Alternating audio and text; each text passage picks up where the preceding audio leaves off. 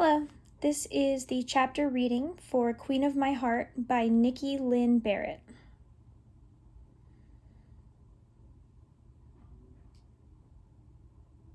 Chapter 1.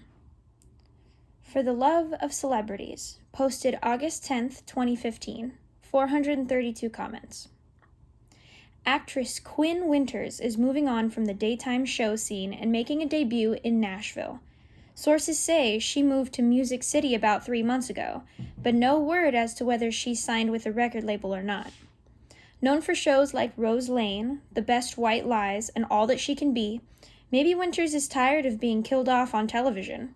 Is she cursed? Or is there something more to the story than the world knows? After hearing her sing on Rose Lane, I'm curious to see how she fares in Nashville. What do you think? Does Quinn have a chance? Or should she stick to acting? Should she find another career choice since she seems to have a black cloud over her head? Maybe it's done on purpose. Who knows? Quinn Winters didn't want to die again, so she made a change, a big one. The first death had been dramatic, as they always were. She'd been killed off in an automobile accident. Boy, did the shockwaves go around the world in a big way with that one. Then, 2 years later, she died at the hands of a merciless gunman. The third time had been the worst, when a storm blew through and washed her away. The fourth, and if she had her way about it, the last, had been by her competition. Enough was enough. Well, no more dying. Those days were behind her. Quinn arrived in Nashville 3 months ago to pursue a new dream. Making the switch from acting to singing wouldn't be easy, but since the last show, where she sang before her life ended once again, Quinn realized she had a genuine passion for music. The producers at Bellany Records obviously thought so too, because they were willing to meet with her and discuss things. Maybe discuss things included a recording contract. A wave of chills ran over her skin at the thought. She wouldn't die in country music. Maybe she'd return to acting one day. Quinn had been acting since she was 9. Now, at 23, it felt right to make a change. For once, she discovered something for herself. Nashville, Tennessee wouldn't know what hit them. Or maybe Quinn wouldn't know what hit her, and she'd go running with her tail tucked between her legs. Only time would tell. For the first part of her walk down Music Row, Quinn held her head high, full of confidence. That feeling wavered as she continued her stroll, intimidated by the tall buildings and the busy streets of the city. The sidewalks were full of passerbys. How many of them were tourists? How many more were struggling and aspiring singers going for the same dream Quinn wanted? Was the woman on the corner waiting for the light to turn green the next Reba McEntire? One never knew. People weaved in and out of crowds, and any one of them could be the person to score a recording contract today. She checked her purse for the 100th time to make sure she had her demo with her. Quinn had worked on it for a while outside of Nashville, but being here in Music City really made this so much more real. She didn't think she needed the demo, since she'd be doing a live audition, but it didn't hurt to bring it anyway. The songs she'd put on it were cover tunes, but she'd chosen them carefully. They were songs she could relate to, and she poured every ounce of her being into performing them. Maybe they'd set her up with big-name writers. She'd love to learn a thing or two about the process. Ever since her debut as a singer on Rose Lane, her agent had strongly suggested Quinn put a demo together and make the move to Nashville. Maybe Mary Bell was tired of being ridiculed as the agent of the most killed-off TV show and made-for-TV movie actress. Bets were being placed on how soon she'd die and how. Quinn found it hard to keep her eyes away from those comments. They stung. Really, she shouldn't care so damn much, but she had. In the end run, they helped her make this choice. And damned if it didn't come with feedback already. The critics pounced, saying she turned away from acting to chase a pipe dream. Quinn wished she could say with full faith that she'd show them, but there were no guarantees. The music executives could love her, but things could fall through. No one knew. Signing a contract in Nashville was a lot like gambling in Vegas. Luck. Lots of luck. So many talented artists didn't have a record deal. Having merit with an acting career didn't mean a damn thing. Still, she could hope. And hope some more. Standing in front of the building, she breathed in deeply, then exhaled. Bile rose, but she fought it and won. It's never too late to start over. Here goes. Quinn pulled open the door that led to her future. This was Bellany Records, home to artists such as Tucker McGinnis, the man the media labeled as the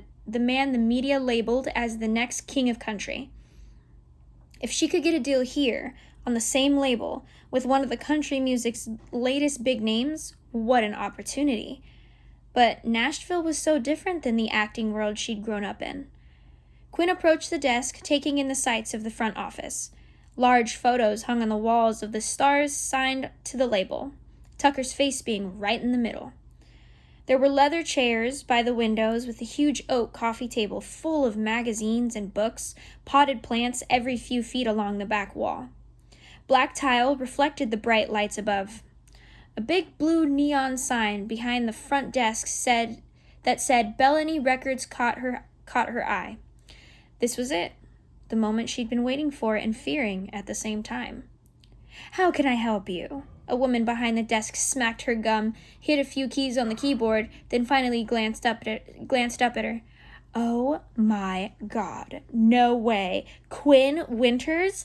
Wow, I've been such a fan of your shows. What brings you to our neck of the woods? Are the rumors true? You're trying your hand at music?" Her nasally voice was full of enthusiasm. Quinn's nerves eased as she smiled back at the woman. "I am. I have an appointment with Sean Bex." "Gosh, how did I not know about this?" "Okay, let me tell him you're here." The woman picked up the phone, tapped a number, then said, "Your 10 o'clock is here." She hung up and focused her attention back to Quinn. "Can I get your autograph? Maybe a photo together? Am I bugging the hell out of you?" Quinn chuckled. She'd never tire of this. Odd as it was to be fangirled over, even to this day, she had a deep appreciation for her fans. "You give me something, and I'll sign it. As for the photo, absolutely." The receptionist handed her a notebook and opened it to a blank page. "Right there, please. And your name is?" "Pearl." She scrawled out a personal message before signing. They were in the middle of Pearl's selfie when the doors to another room opened from the back. Pearl snapped the photo and then moved away. "Ah, there's our resident actress turned singer. Pleased to meet you in person. I'm Sean. Come on back and we'll get started." A man in a pinstripe suit, middle-aged with white hair, stood before her. A warm smile stretched across his clean-shaven face. "Good luck!" Pearl's enthusiasm provided a small reprieve to Quinn's nerves. "Thanks. If you post your photo on Facebook, be sure to tag my page. I have a whole photo album dedicated to meet and greets with fans," she offered, making Pearl squeal. Quinn followed Sean to the back. He led her to a room with a small stage. A microphone on a stand sat right in the middle of it. Just a lonely little thing in the middle of the room. She'd be behind that microphone soon, hoping to win big. Don't dwell on it. "Give me a second to get my team in here, and we can begin your audition. I see you don't have a guitar. Do you want to borrow one, or are you going a cappella?" Should she admit she didn't know how to play guitar? Did she need to? Oh, crap. "Yeah, a cappella." She swallowed hard, almost choking on air. "Ugh. Fantastic," Sean replied with a genuine smile. The doors opened again and several people entered the room. They all had eyes on her. Sean introduced her to them, and they sat around in a circle. "So, we saw your singing debut on Rose Lane. Very impressive. Do you write your own songs?" Quinn wanted to slump in her seat. No instruments, no songs. Hell. "Do you play any instruments?" another man asked. She'd already forgotten his name. Hopefully, they wouldn't quiz her on that later, too. Quinn already felt like she failed the first 2 questions. Again, she wanted to kick herself in the ass. She'd come so unprepared. No. All faces were neutral. Acid churned in her gut. So maybe singing the song she'd chosen might not be a good idea? Should she have done something original? Did all aspiring singers need original material right off the bat? This was going to be a bust. All right, well, why don't you get up there and show us what you got? Sean gestured. What she'd give to be a mind reader right now. Or maybe not, otherwise she might mess up her audition song as well. Keeping her chin and pride up, Quinn marched over to the microphone and cleared her throat. Thank you for this chance. I'm going to sing a favorite song from Tucker McGinnis, if you don't mind. War Within Me is one of his best. Yeah, talk up the biggest star on the label. Sure like it'll get her anywhere. A hush fell over the room. Quinn didn't wait for approval. She launched into the song. Quinn closed her eyes several times, unable to stand the idea of everyone watching her. She worried about their questions at first and wondered if this would hinder her chance. She'd come to Nashville far more unprepared than she'd imagined. You always tell me I'll never be enough. You're pretty damn certain I'll never find a love. Your words are a weapon, sharp, painful, and deep. I'm walking along this road, but the incline is pretty damn steep. Voices are shouting, the battle lines are clearly defined. It's me against the world. I feel I'm always undermined. Wherever I go, you always seem to follow. There's an ache in me, a heart, which is always hollow. I haven't learned to break free, left to die. I fight alone. There's a war within me. The storm is raging, can't find an end in sight. Our fight is brutally engaging. A cold, empty darkness kills the light.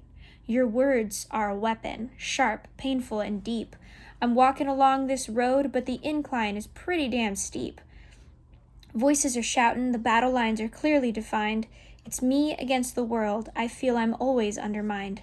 Wherever I go, you always seem to follow. There's an ache in me, a heart which is always hollow. I haven't learned to break free, left to die, I fight alone. There's a war within me.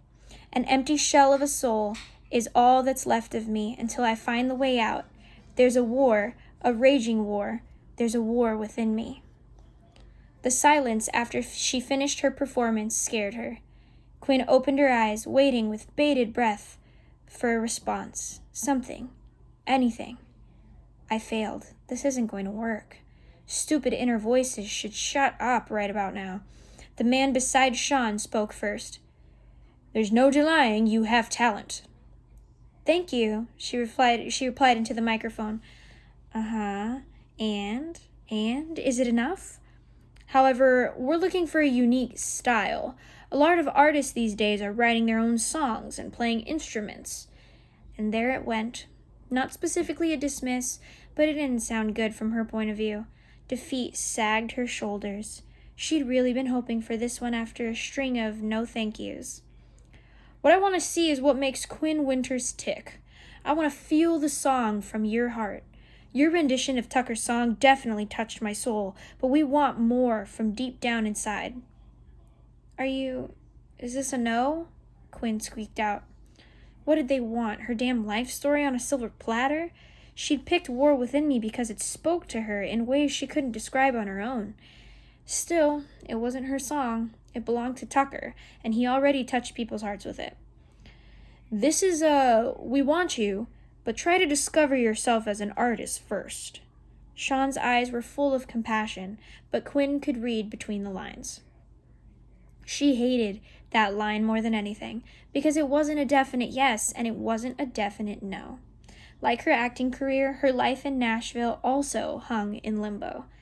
Could she get any more naive than this? Take a few months, write some music, pick up a guitar and fiddle with it, then come back to us. Yes, thank you, I'll do that. Quinn stuttered, wanting to get the hell out of here. She scrambled to pick up her purse. I appreciate the opportunities, avoiding their faces. Quinn bolted. On the way out, she bumped into him. Tucker McGinnis, in the flesh. God, he was hotter in person. She nearly fell over. Tucker reached out to steady her. His eyes widened as they studied her. Tucker wore his hat, which cast a shadow over part of his face. Absolutely breathtaking. And of course, she was in tears and looked her absolute worst. How much more could a woman take?